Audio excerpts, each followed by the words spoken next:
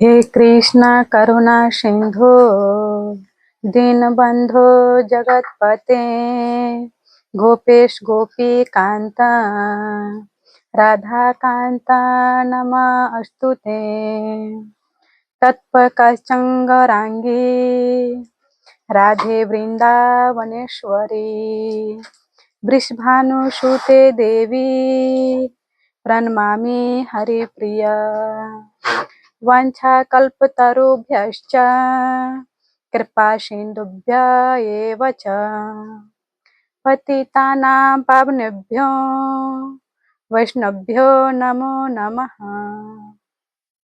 श्री कृष्ण चैतन्य प्रभु नित्यानंद श्री अद्वैत गदाधर श्री वैशादी गौर भक्त वृंदा।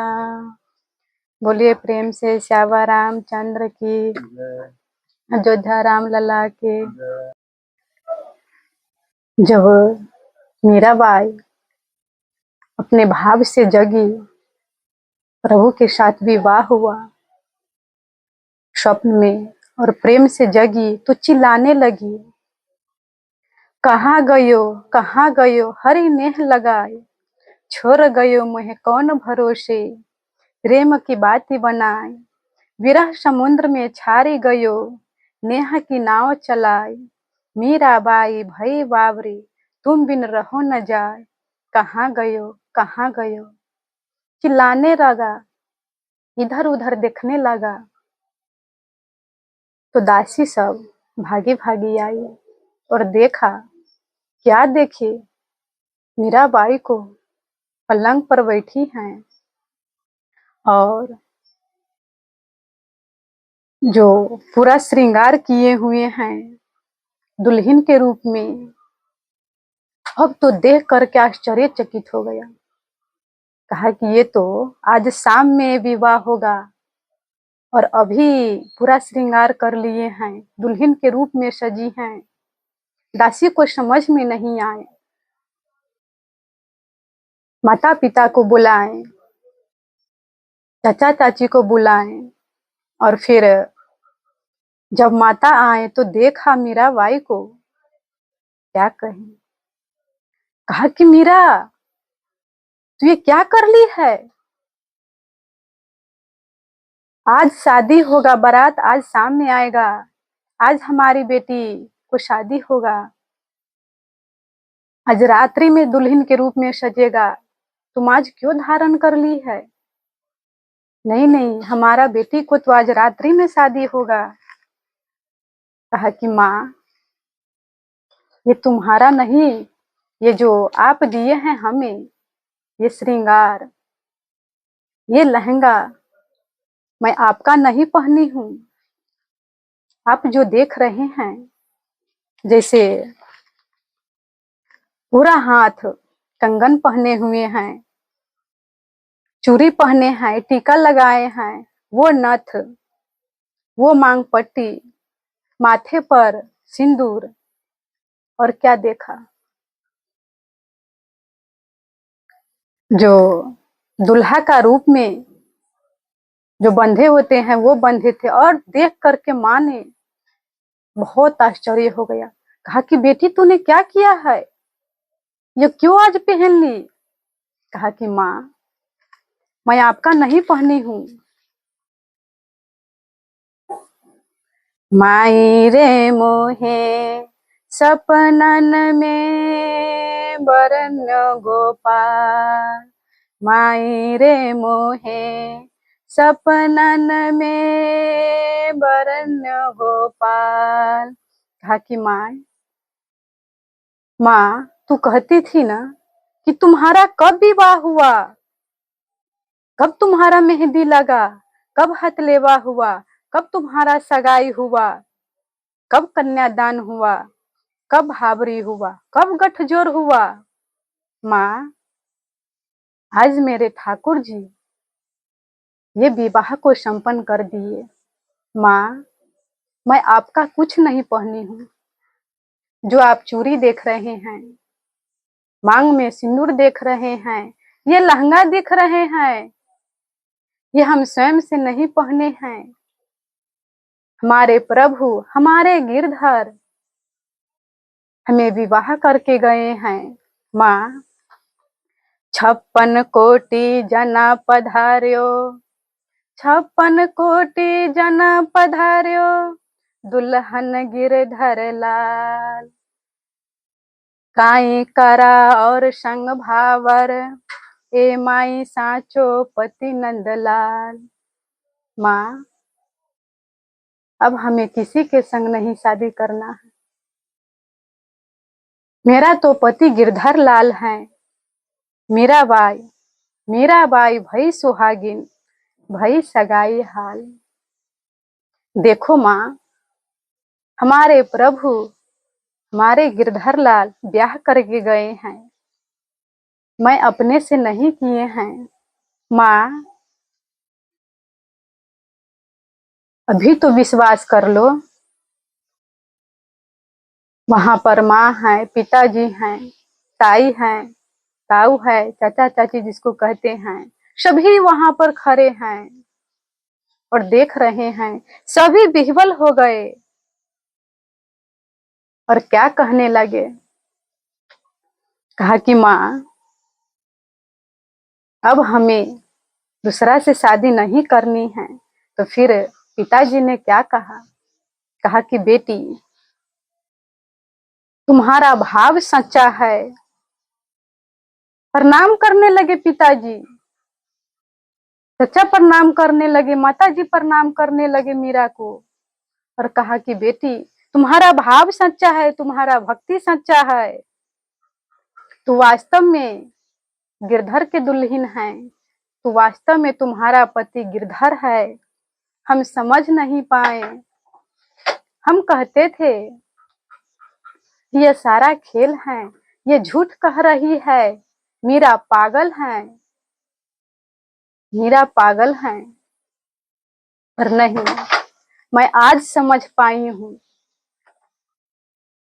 चाचा कह रहे हैं कि बेटी मैं आज समझी है कि तू पागल नहीं है, हम पागल हैं। वास्तव में आप जरा समझिए गौर से, ये सारा पागल खाना है। कहेगा कि सारा पागल है। हाँ, कैसे है पागल।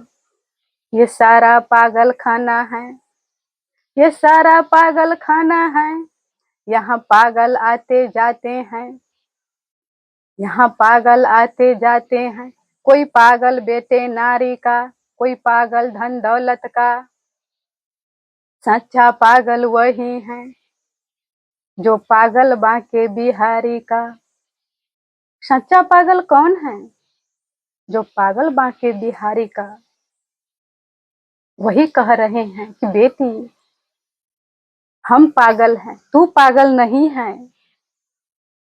क्योंकि जैसे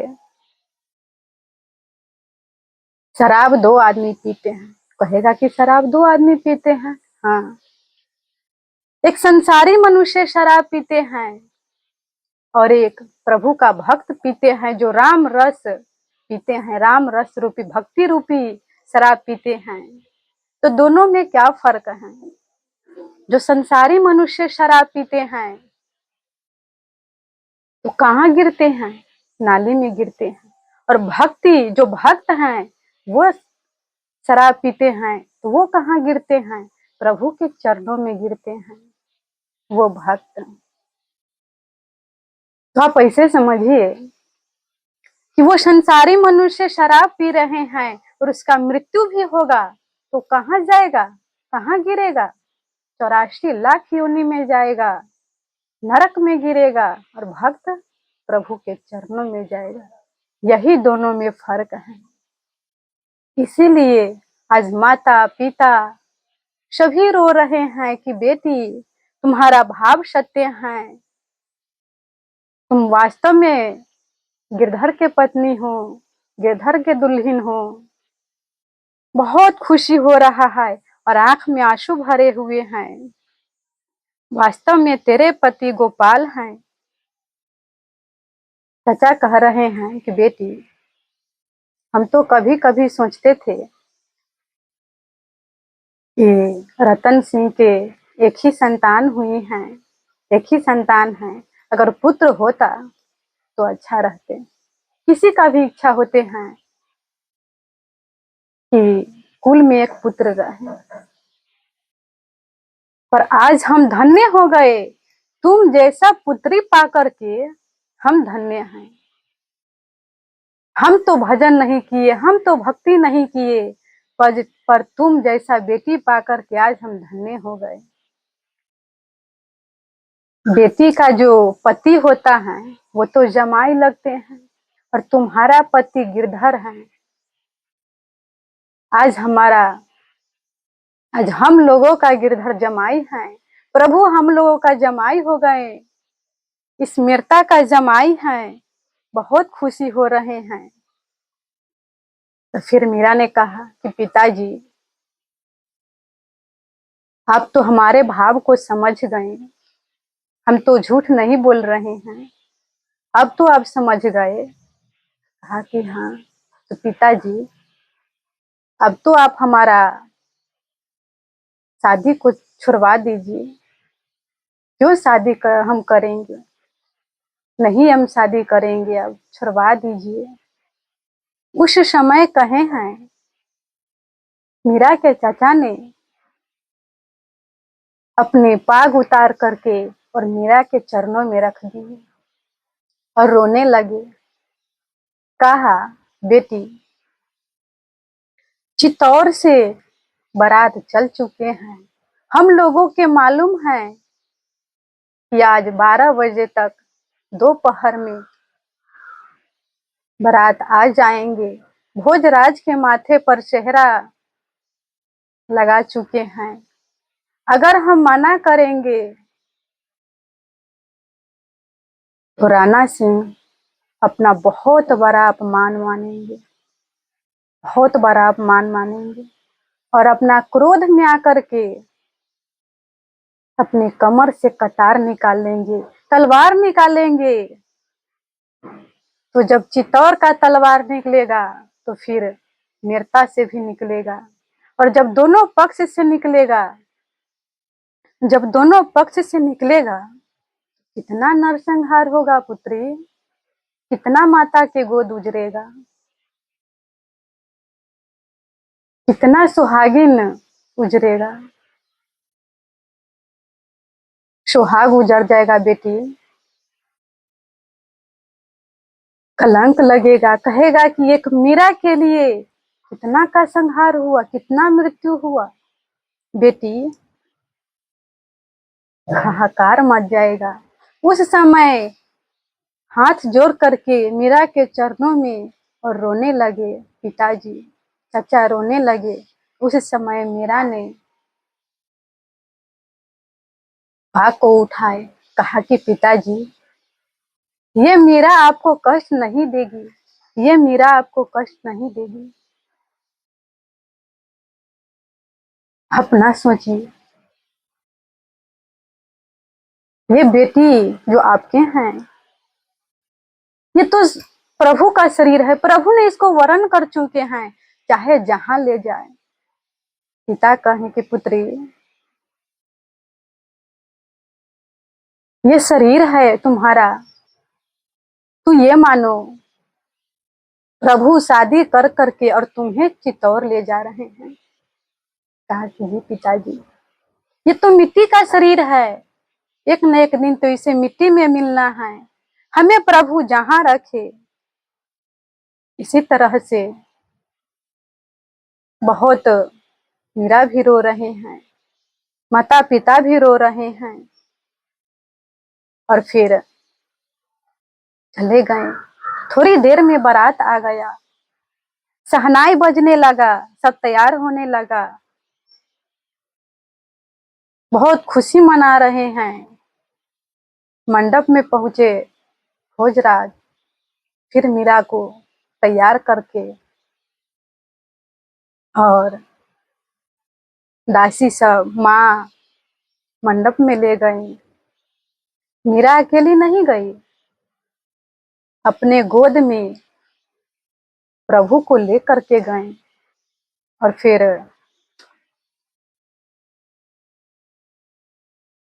प्रभु को लेकर के गए मीरा। अपने गोद में, और सब विधि विधान से हो रहे हैं। और फिर जो कंगना खिलना होते हैं,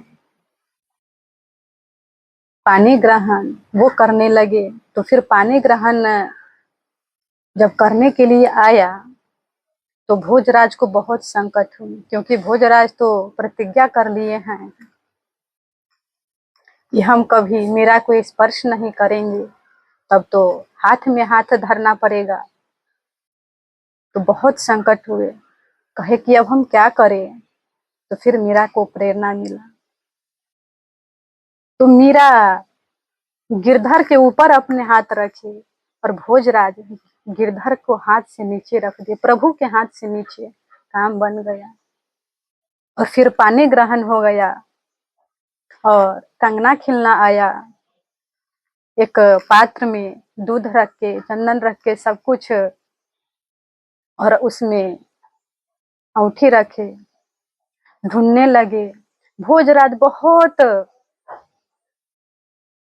अच्छा से एक ही स्थान पर अपने हाथ को रखे हुए हैं, मीरा को हाथ में स्पर्श न हो जाए। एक ही स्थान पर ढूंढ रहे हैं और मीरा माता तो उस अंगूठी को ढूंढ लिए। यहाँ पर भी जीत गए। तो वहां पर रतन सिंह आए हैं, भोजराज के भाई। कहा कि भैया आप तो जानबूझ के हार गए, भाभी को जिता दिए। भोजराज सोच रहे मने मने, ये तो भोजराज पहले ही हार चुके हैं मीरा के ऊपर। और फिर कंगना खुलने का समय आया, फिर लहकौरी आया, भोजन कराया। इसी प्रकार से सब विधि विधान हो गया। अब विदाई के समय आया, माता पिता रो रहे हैं, भोजराज को प्रणाम कर रहे हैं। और क्या कह रही है माँ, जमाई जी हमारे पुत्री हैं, जो एक पुष्प खिले थे और ये हमारे घर से आपके घर जा रहे हैं। हमारे पुत्री किसी गुण में कमी नहीं है। इनके दादाजी ने सब कुछ सिखाए हैं, सभी ज्ञान दिए हैं, पर एक कमी है। वो क्या? कभी कभी अपने प्रभु के प्रेम में, प्रभु के भक्ति में अपना शुद्ध बुद्ध खो देती हैं। भोजराज कहे बहुत अच्छा से, महारानी ये अवगुण थोड़ा ही है, ये तो गुण है। वास्तव में सभी मनुष्य अपने होश में खोए हुए हैं, अपने होश खोए हुए हैं, पर वास्तव में मीरा ही अपने होश में है।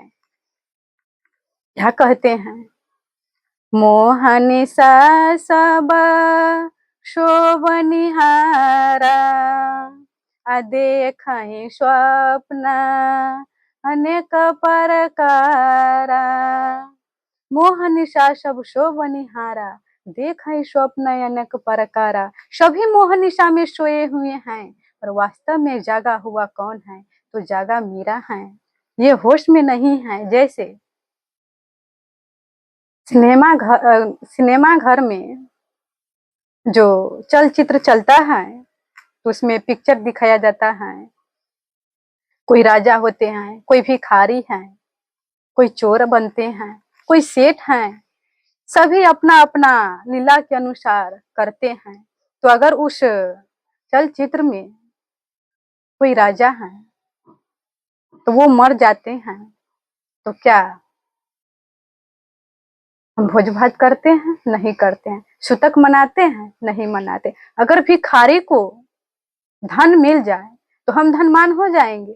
नहीं होंगे, क्योंकि हम जानते हैं कि वो झूठा है, वो एक लीला है, वो एक मनोरंजन है। ऐसा ही देख रहे हैं, उसी प्रकार से कहते हैं कि ये संसार भी झूठा है। भोजराज कह रहे हैं कि हमने संतों से सुने हैं ये संसार झूठा है, ये एक लीला मात्र है। ये लीला चल रहे हैं, ये कुछ नहीं है। ये संसार ये भगवान चला रहे हैं। और ये जगह कौन है?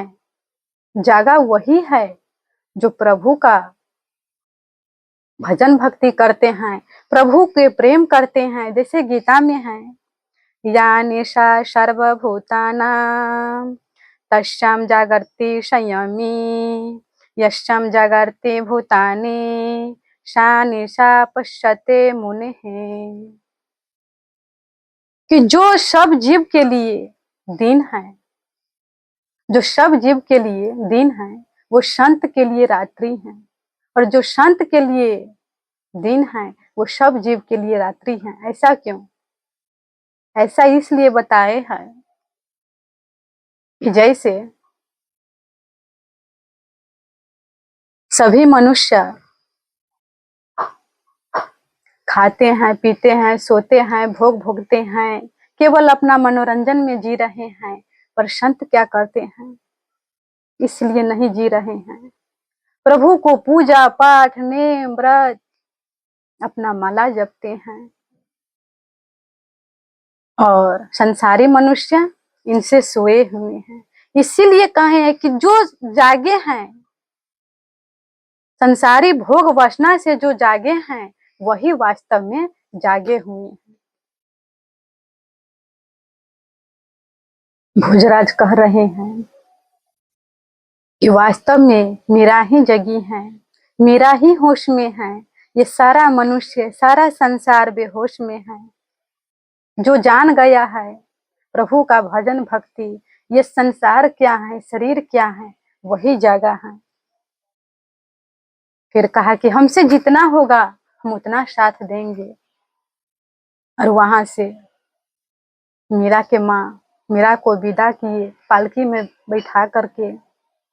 पिताजी बहुत दूर तक छोड़ने आए और फिर मीरा के साथ चारों दासी हैं और मीरा जा रही हैं एक नए देश में, चित्तौड़ की ओर। चित्तौड़ जा रही हैं और जाते जाते वहां पर पहुंचे तो वहां पर तोप छूट रहे हैं, फूल बरसा रहे हैं। महलों में पधरावने के लिए सभी परिवार सहित वहां पर खड़े हैं। राणा संगा के 3 शादी हुए थे।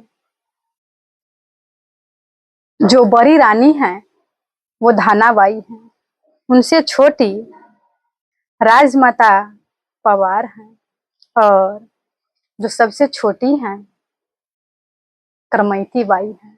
पर भोजराज के माता सबसे बड़ी हैं धानाबाई।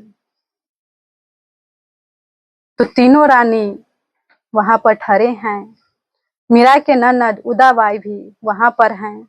सभी पधरावनी के लिए आए हैं, आरती उतार रहे हैं, फूल बरसा रहे हैं सभी। और जब मीरा चरण को अपने बढ़ाए तो जो चौखट होते हैं उसमें मीरा माता को ठोकर लगे पैर में। इतना जोर से ठोकर लगा कि मीरा माता के चरणों से रक्त निकलने लगा। उसी समय सभी दासी ने गिरधर को संभाले, मीरा माता को संभाले। और फिर उसी समय एक कौवा बहुत जोर से बोले।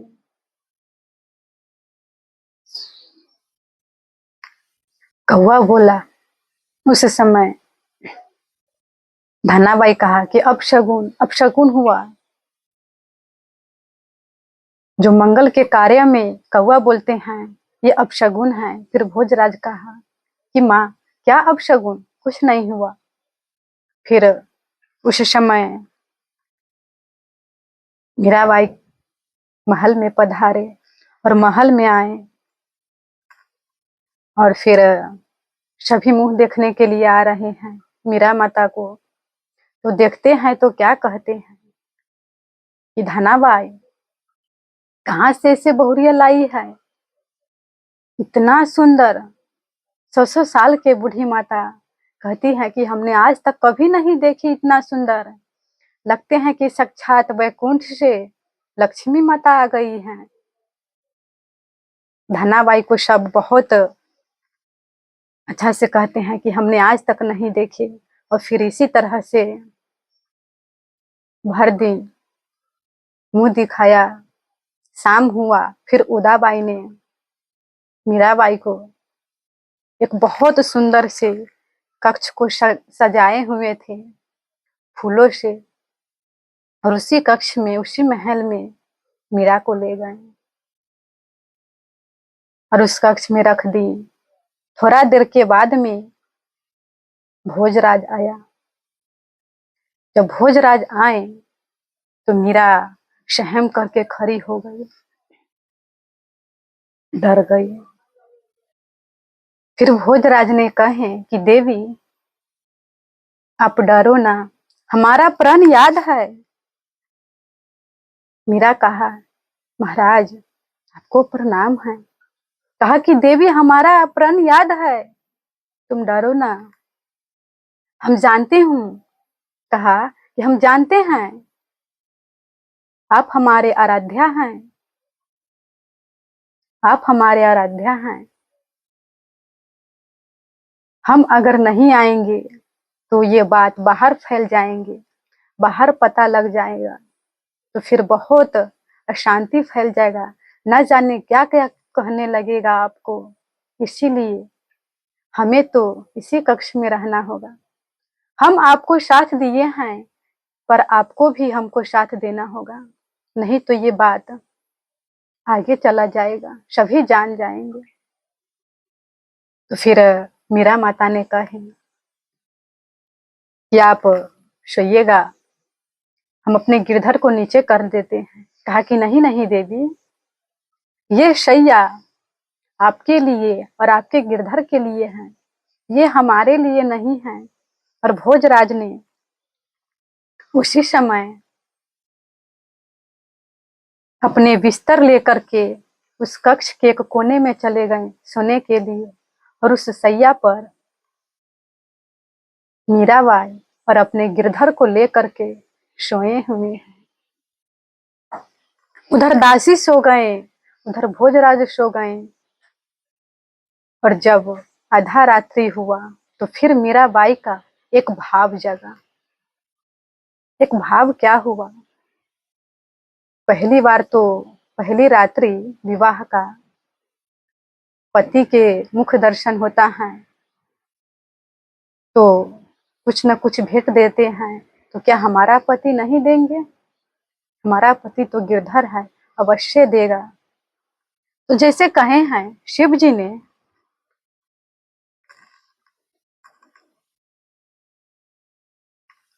वो माँ कहो मैं अनुभव अपना, शत हरि भगत जगत भय सपना। ये जो जगत है वो असत है, ये संसार है वो असत है, झूठा है।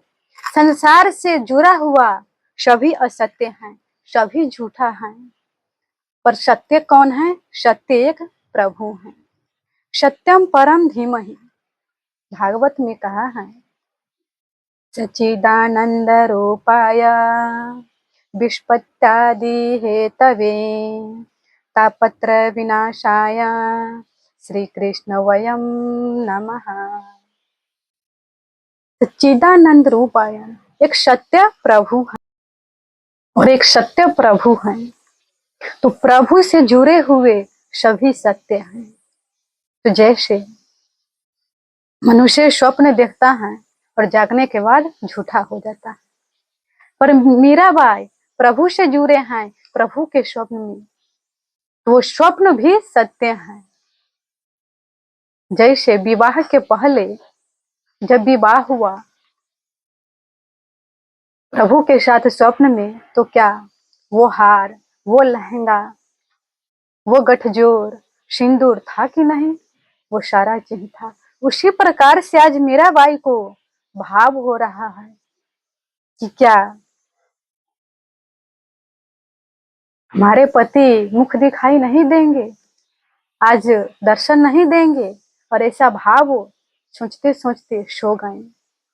तो क्या प्रभु अपने भक्त को इच्छा नहीं पूरा करेंगे? वैसे भाव के भूखे हैं भगवान, भाव के भूखे हैं भगवान। तो फिर रात्रि में प्रभु आए, मीराबाई को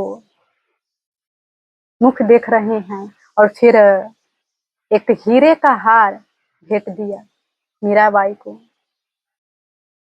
गले में पहनाया, और साथ साथ विहार कर रहे हैं बहुत सुंदर से।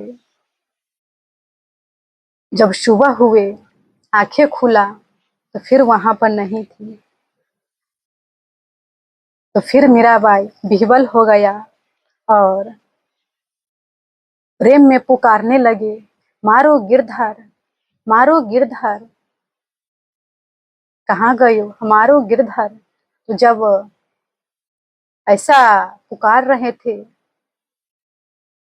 तो भोजराजू थे, दासी उठा, कहा कि देवी क्या हुआ है भोजराज, आज तो चित्तौर में पहली रात्रि है, क्या कुछ कठिनाई तो नहीं हुआ है?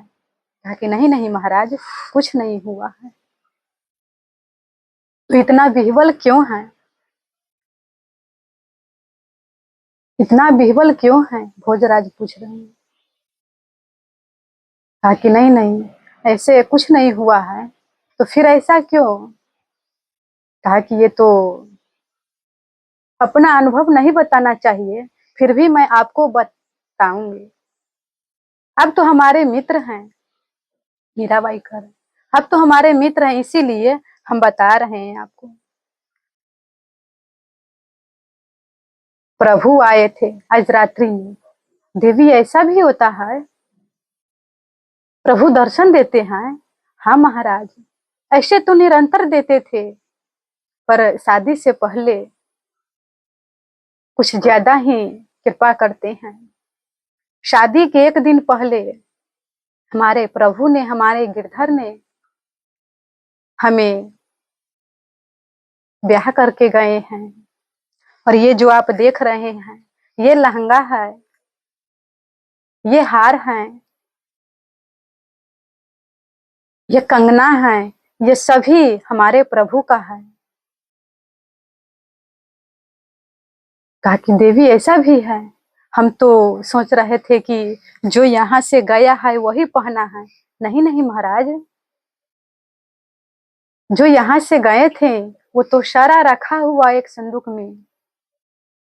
कहा कि आपको विश्वास नहीं है, हम आपको दिखला देते हैं। अरे चंपा, महाराज को दिखला दो वो संदूक खोल करके।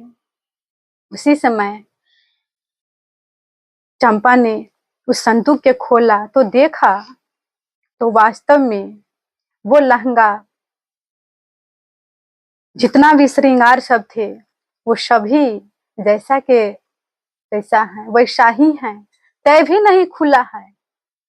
भोजराज कहा कि देवी ऐसा भी होता है? हाँ। भोजराज बहुत खुशी हुआ, कहा कि आज हम धन्य हो गए, आज हम धन्य हो गए, आज हमारे घर में भक्ति रूपी गंगा पधारे हैं, तीर्थ पधारे हैं। हम सुन रहे थे कि जो संत महात्मा होता है, भक्त होता है, वो चलता फिरता तीर्थराज है। मुद मंगल में संत समाजू, जो जग जंगम तीर्थ राजू। राम और भक्ति जहाँ सुर सरी धारा, ब्रह्म विचार। जो ये चलता फिरता तीर्थराज प्रयाग है, आज हमारे घर में पधारे हैं, आज हम धन्य हो गए, आज हम धन्य हो गए। बहुत खुशी हो रहे हैं। और फिर कहा कि देवी और कुछ कमी है, हमें बताओ, कुछ कठिनाई है हमें कहना। कहा कि नहीं नहीं महाराज, कुछ नहीं कमी है। कहा कि पर आपसे एक शिकायत है। कहा कि क्या? आप हमको आप कह करके न पुकारिए। कहा कि नहीं नहीं। भोजराज कहे कि नहीं, भले आप हमसे छोटी हैं 1 वर्ष का, पर आप तो भक्ति में, प्रेम में, भजन में आप हमसे बड़ी हैं। कहा कि नहीं, तो हम क्या संबंध करें आपसे, हम क्या पुकारे आपको, हमारा नाम लीजिए। हम दोनों तो पति पत्नी के संबंध नहीं हैं, पर मित्र का भाव तो है। हम दोनों मित्र हैं और हम दोनों मित्र मिल करके प्रभु का भजन करेंगे, प्रभु के सेवा करेंगे। तो फिर भोजराज कहें कि देवी, हम तो ये नहीं जानते हैं कि भजन कीर्तन किसको कहता है, भजन भक्ति किसको कहता है, क्योंकि हम तो क्षत्रिय कुल में उत्पन्न हुए हैं। तो हमें बचपन से ही सिखाया गया है युद्ध करना, न्याय करना, राजनीति शास्त्र पढ़ना, ये सब हमें सिखाया है, हम नहीं जानते हैं। तो फिर मेरा माता ने कहा, भजन करने का कोई एक ही तरीका नहीं है, अनेकों तरीका है, पर एक शब्द में समझा जाए तो निरंतर स्मरण प्रभु का, हर समय प्रभु का नाम जपना। कहा कि कौन सा नाम जपेंगे? फिर मेरा माता ने कहा कि प्रभु का नाम तो अनेकों हैं, पर जो गुरुदेव जो नाम दे देते हैं वही नाम जपना चाहिए, उसी नाम को जपना चाहिए। तो फिर कहा कि गुरु बनाना आवश्यक है? कहा कि हाँ, गुरुदेव तो ही नाम देते हैं, वो साधना के मार्ग बताते हैं।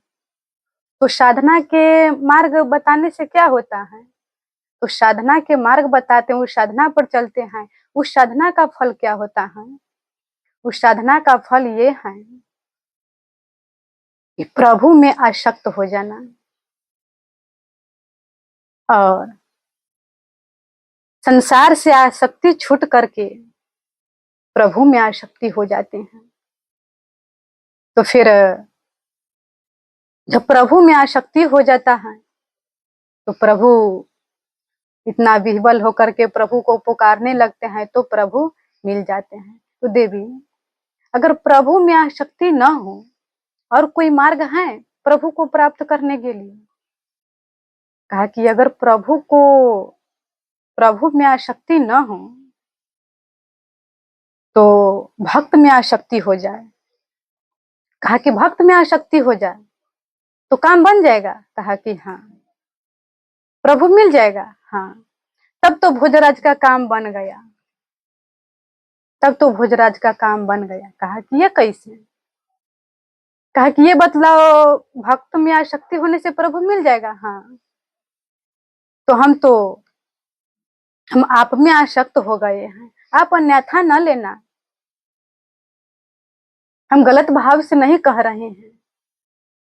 न जाने हमसे पहले भी कितने कितने राजकुमारी आए, हम सभी को नकार दिए। हमने कहा कि नहीं, हमसे होगा जो मीरा से ही होगा। आप में अगर किसी स्त्री हमारे हृदय में बसा है तो एक आप ही हैं। गलत भाव से हम नहीं कह रहे हैं। जब से हम श्याम कुंज में आपको देखे हैं तभी से आप हमारे हृदय में बस गए। वो कैसे? आप इतना प्रेम विह्वल होकर के प्रभु को रिझा रहे थे, वो भक्ति, वो प्रेम रूपी मीरा हमारे हृदय में बसे हैं। कहा कि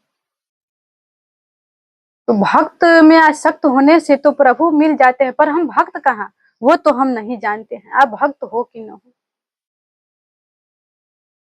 पर हमें तो अब काम बन गया। इसी तरह से बहुत खुशी हुई और फिर कहा कि देवी, कोई तकलीफ हो तो हमें कहना, क्योंकि ये भक्ति भाव, ये भजन, ये प्रेम रूपी हमारे घर का नहीं जानता है कोई। हमारे माता जी हैं, पिताजी हैं, मुदाबाई हैं, वो संसारी जो व्यवहार होता है सामान्य बहू जैसा, वैसा वो इच्छा करेगा, पर कुछ भी कहेगा तो आप हमें कहिएगा। इसी तरह से भोजराज ने कहे कि देवी, क्या हम आपके पास कभी कभी बैठ सकता हूँ, कभी कभी भजन सुन सकता हूँ? कहा कि महाराज, कभी कभी नहीं, आपको जिस समय जितना टाइम मिले उतना हमारा पास आ सकते हैं, हमारा जितना समय होगा मैं आपको देंगे। और इसी तरह से समय बीतता जा रहा है। मीराबाई कभी जाती हैं, सासू कभी चरण छू लेती है, कभी नहीं जाती हैं। तो फिर एक दिन उदाबाई आई और कहा कि भाभी सा। मीराबाई आई, प्रणाम किए, आसन दिए बैठने के लिए। अरे भाभी सा, आप तो दूज का चांद हो गई हैं, वो भी बेचारा महीने में एक बार दर्शन दे देते हैं, पर आप तो उससे भी बढ़ गए हैं, कभी नहीं आते हैं, कभी नहीं दर्शन देते हैं। मीराबाई अपने ही कक्ष में रहते हैं, नहीं निकलते हैं। तो फिर कहा कि नहीं नहीं, ऐसा नहीं है, हम अपने ठाकुर के सेवा करते हैं और गिरधर को सेवा करते हैं, हमें कभी नहीं छुट्टी मिलता है सेवा से, इसीलिए हम नहीं आ पाते हैं। कहा कि अरे भाभी साहब, आप हमें ये बतलाइए कि जीते जागते मनुष्य आपको अच्छा नहीं लगता है, और इस पीतल का मूर्ति में क्या रखा है कि इस पीतल के मूर्ति में आप लगे रहते हो? तो फिर मीराबाई कहा कि नहीं नहीं, ये पीतल का मूर्ति नहीं है, ये हमारे बिंद हैं। कहा कि ये आपका बिंद है? कहा कि हाँ। तो हमारे भाई क्या है? वो तो आपका भाई ही जाने, पर ये हमारा बिंद है, आप पीतल के मूर्ति नहीं कहिए। फिर कहा उदाबाई कि माँ कहती है कि कभी कहो बहू को नाचने के लिए, कहता है कि हमें नाचने नहीं आता है, गाने के लिए हमें गाने नहीं आता है, पर अपने महल में से घुंघरू की आवाज, गाने का आवाज सुनाई देता है, और कहते हैं कि हमें गाने नहीं आता है। फिर कहा माँ कहती है कि शादी के बाद कितना उल्लास होता है, कितना खुशी मिलता है, कितना आनंद मिलता है, पति पत्नी साथ में घूमते हैं, पर हमने कभी नहीं देखे मीरा को और भोजराज को आते जाते हुए। कहा कि हमारा पति गिरधर है, हमारा पति ये है। कहा कि फिर वही बात, जब पीतल के मूर्ति से विवाह करना था तो वृंदावन क्यों न चली गई? कहा कि वो तो हम जाना चाहते थे, पर लेख तो यहाँ के लिखा था। कहा कि आपको पीतल के मूर्ति ही पति है? कहा कि हाँ। फिर क्या क्या हुआ है?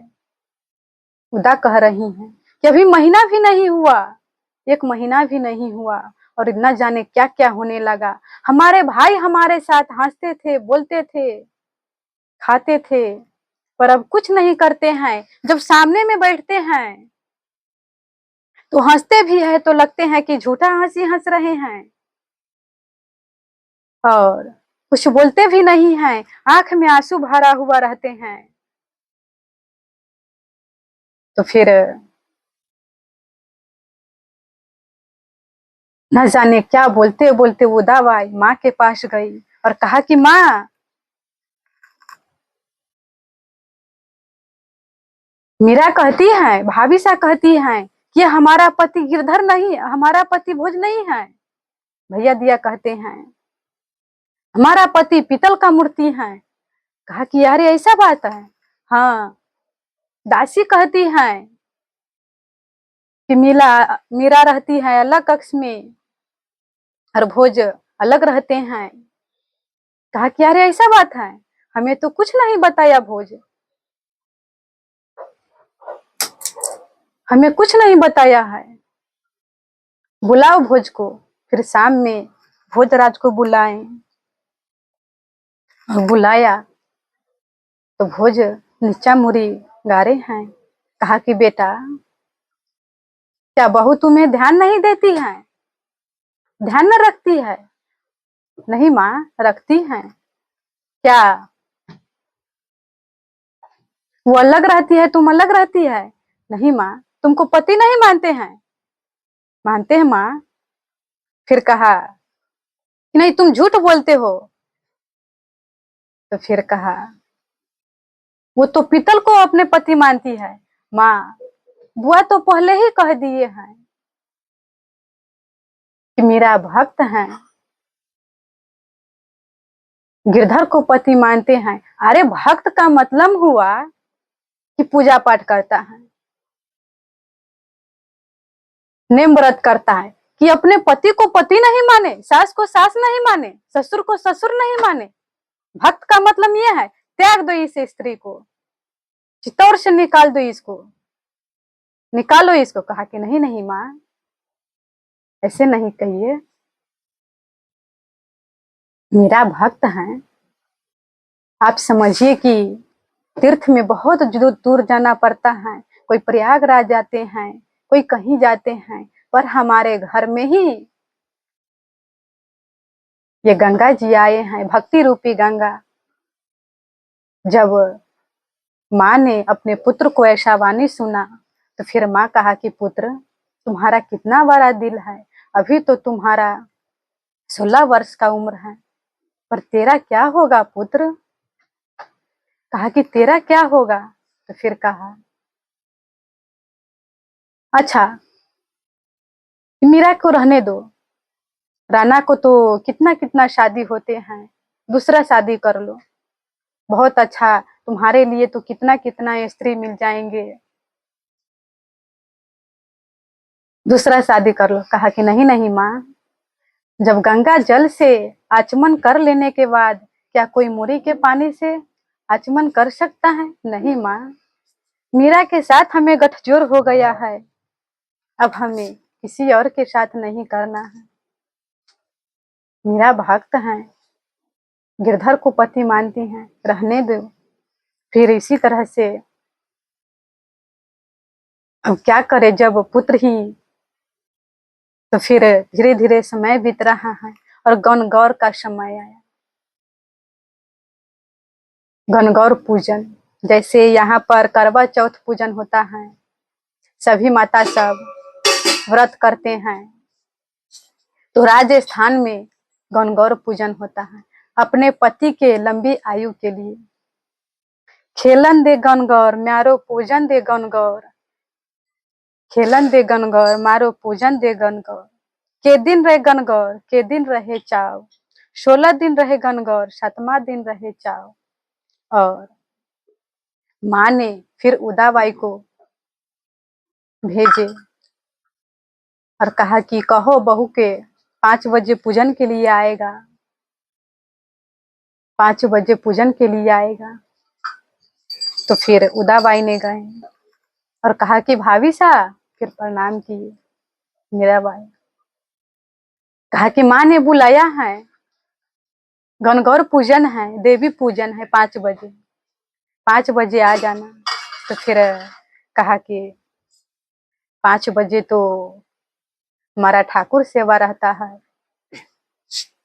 5 बजे हमारा ठाकुर सेवा रहता है, हम नहीं आ पाएंगे, थोड़ा पीछे आ जाएंगे। कहा कि पीछे नहीं, ये देवी पूजन है, इसमें आगे पीछे नहीं होता है, समय पर ही आना पड़ेगा। कहा कि हमें समय मिलेगा तो हम आ जाएंगे, समय मिलेगा तब, इसमें आगे पीछे नहीं होता है। कहा कि फिर बहुत गुस्सा करने लगे। कहा कि समय पर आना होगा। कहा कि आप हमें ये बतलाइए, ये गणगौर पूजन किस लिए करते हैं? तो अखंड सुहाग के लिए करते हैं, बच्चों के लिए करते हैं, अखंड सुहाग के लिए करते हैं। कहा कि अखंड सुहाग के लिए, हाँ, तो हमारा पति तो अखंड है, सदा रहने वाले हैं, उसका कभी मृत्यु नहीं होता है। किसी देवी देवता का आशीर्वाद नहीं चाहिए हमारा पति को, स्वयं हमारे स्वामी ही सभी को आशीर्वाद देते हैं, तो किसी के आशीर्वाद से क्या जरूरत। और क्रोध हो गया, कहा कि उसी समय पांव पटकते हुए अपने माँ को पास गई उदाबाई और कहा कि माँ, भाभी कहती हैं कि हमारे पति के किसी देवी देवता के आशीर्वाद की जरूरत नहीं है। और अब तो पहले तो गुस्सा थे, अब तो घृणा उत्पन्न हो गया मीराबाई की तरफ। फिर सुबह हुआ 5 बजे, फिर दासी को भेजे, कहा कि बहू को बुला करके ले आओ। फिर आए बुलाने के लिए, ठाकुर जी को जगा रहे थे, तो उस समय फिर भाव आ रहे हैं मीराबाई को कि अभी ठाकुर जी रात से आए होंगे, इसीलिए थोड़ा देर में उठाते हैं, अभी थके हैं, गहरी नींद में हैं, यही सोच रहे हैं। फिर दासी आई, कहा कि बहू जी, महारानी बुलाई हैं, चलिए। महारानी बुलाए हैं पूजन के लिए, देवी का पूजन है, इसमें आगे पीछे नहीं होता है। कहा कि कहो सबको पूजने के लिए हम आ जाएंगे। कहा कि बहू रानी ऐसे नहीं कहते हैं, ये देवी का पूजन है, इसमें आगे पीछे नहीं होते हैं। कहा कि हमारा गिरधर का पूजन हो जाएगा तब हम जाएंगे, हमारा गिरधर का पूजा हो जाएगा, सेवा हो जाएगा, तब हम आएंगे, बढ़िए आप। गया, नहीं आए और क्रोध हो गया और गुस्सा हो गए। माँ ने भोजराज को बुलाया और कहा कि ये गणगौर पूजन नहीं किया है, निकाल दो इसी स्त्री को, नहीं रखो घर में, निकाल दो चित्तौड़ से। कहा कि नहीं नहीं माँ, कहा कि ये देवी देवता का पूजन नहीं करेगा, विधि विधान नहीं करेगा, नहीं आया है। कहा कि माँ ये बतलाओ, क्या जो ये स्त्री गणगौर पूजन करती है वो कभी विधवा नहीं होती है? होता है। तब क्या हो गया, जब वो अपने गिरधर को पति मानते हैं तो क्या हो गया, नहीं पूजा तो फिर उस समय माँ कहा कि पुत्र तू कैसा बात करता है। और उसी समय फिर आंसू भरे हुए भोजराज ने आए मीराबाई के पास, और मीराबाई उस समय प्रभु का पाग सी रही थी। तो मीराबाई के पास आए, बैठे, तो फिर कहा कि आपको किसी चीज की आवश्यकता होगा आप हमें बताना। उदाबाई न जाने क्या क्या कटु वचन कहती हैं, उसको अपने हृदय पर न लेना, गुस्सा नहीं होइएगा, मीराबाई को भोजराज कहे। और फिर अगर किसी चीज का आवश्यकता है और हमें बताओ। कहा कि नहीं नहीं महाराज, कुछ नहीं है, पर एक बात और है, एक चीज का आवश्यकता है। वो क्या है? कहा कि वो क्या है? कहा कि यहाँ पर संत दर्शन नहीं होता है, संत दर्शन नहीं होते हैं। हमारे घर में हमारे दादाजी बहुत बड़े भक्त थे, वहां पर संत महात्मा आते जाते थे, वहां पर संतों का दर्शन होते थे। और ये जो भक्ति रूपी बेल हैं, बिना संत के सूखने लगते हैं। संत दरस जिमि पातक तरही। तो फिर कहा कि देवी आप क्या बात कर रहे हैं, ये रनिवास है, यहाँ पर संत नहीं आ सकते हैं। बहुत गुस्सा होंगे माता पिता। तो कहा कि बस यही इच्छा था। तो फिर कहा मेरा माता कि अगर यहाँ ना और कोई व्यवस्था हो जाए। कहा कि हाँ, एक व्यवस्था होगा।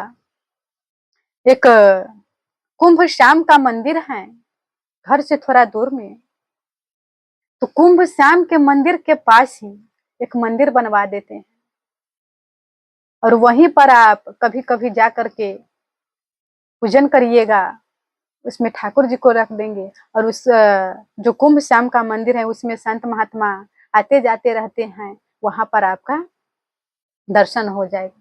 कहा कि ये बात ठीक है। तो फिर अगले दिन सुबह ही आज्ञा दे दिए, मंदिर बना। जब मंदिर बना तो फिर मीराबाई वहां पर जा करके प्रभु को रिझाती, कभी हंसती कभी बोलती। अब तो और बढ़ने लगा। मम गुण गावता पुलक शरीरा, गद गद गिरना यन बहनीरा। कभी हंसती कभी बोलती कभी रोती कभी गाती।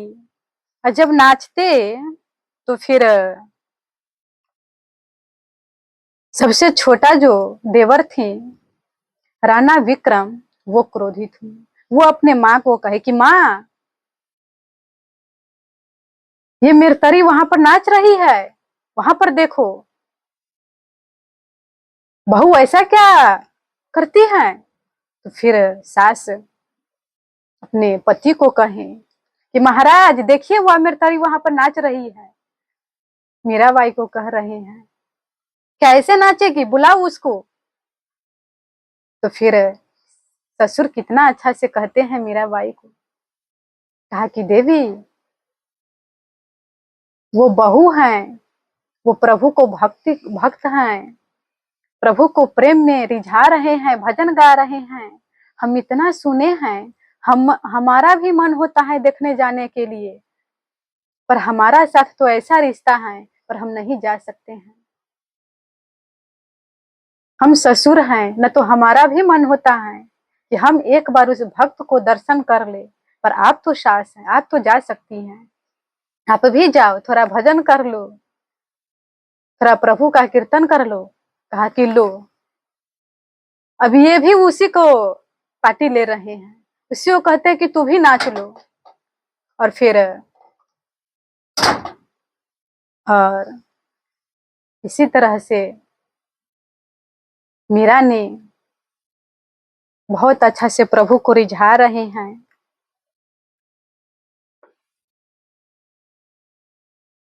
और फिर ऐसे कहते थे। और भोजराज भी मीरा के साथ गा रही हैं, भजन सुन रही हैं। उसके साथ ऐसा नहीं है कि भोजराज नहीं बैठते हैं, मित्र का भाव है।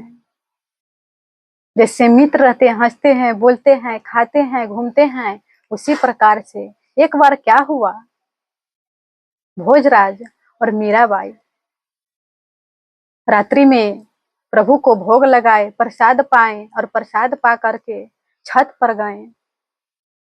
और छत पर गए, घूम रहे हैं, प्रभु को चर्चा कर रहे हैं, प्रभु को गुणगान करते हुए घूम रहे हैं।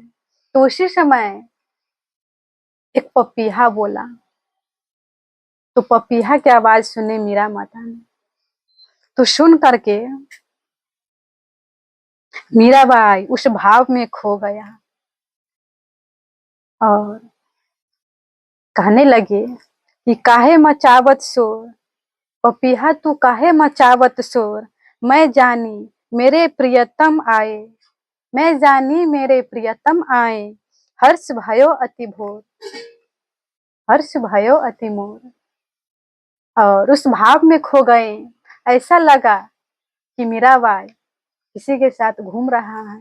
थोड़ा देर में लगा कि किसी के कंधे पर हाथ रखे हैं, थोड़ा देर में उस भाव में खो गए और मीराबाई अचेत हो गया। फिर मीराबाई गिर गए। भोजराज दासी को बुलाए, दासी आए, संभाला मीरा को और पूछे कि तुम्हारे बाईसा को क्या हो जाता है? कहा कि महाराज पूछिए मत, जब जब प्रभु का अनुभव होता है, जब जब प्रभु का दर्शन होता है, ये अपने आप में ही नहीं रहते हैं, ये उस भाव में खो जाते हैं और उस समय संभालने की जरूरत है। अगर नहीं संभाले तो न जाने क्या कर लेगी। तो फिर कहा कि ये गाती क्या है? कहा कि अपने पद को रचना किए हैं, अपने पद को गाते हैं। तो फिर भोजराज ने कहा कि जब ये पद गाते हैं तो ये पद का लिखना भी चाहिए। अगर आगे जो भक्त हैं तो प्रभु को रिझाना चाहे, कैसे रिझाएगा? तो इसीलिए इस पद का रचना भी होना चाहिए। तो फिर चंपादास जी को कहा कि जो मीराबाई का पद है वो आप लिखते जाइए। तो फिर चंपा को आज्ञा दे दिए, वो लिखने लगा और भोजराज पर भी रंग चढ़ रहे हैं साथ साथ।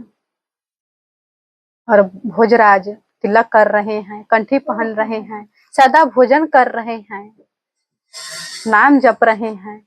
माँ ने देखा तो फिर अपने पति से कहा कि महाराज, ये मेरे तरी भोज का बाबा जी बना देगी, संभालिए भोज को।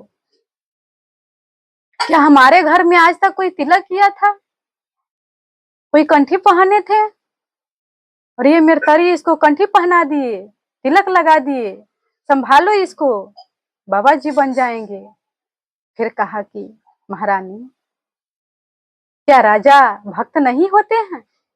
राजा होते हुए भी प्रभु का भजन पूजा पाठ करते हैं। अम्बरीश थे, प्रभु का बहुत बड़े भक्त थे, रतिन देव थे, राजा होते हुए भी प्रभु का भक्त किया। अपना संतान को अच्छा मार्ग पर से नहीं हटाना चाहिए।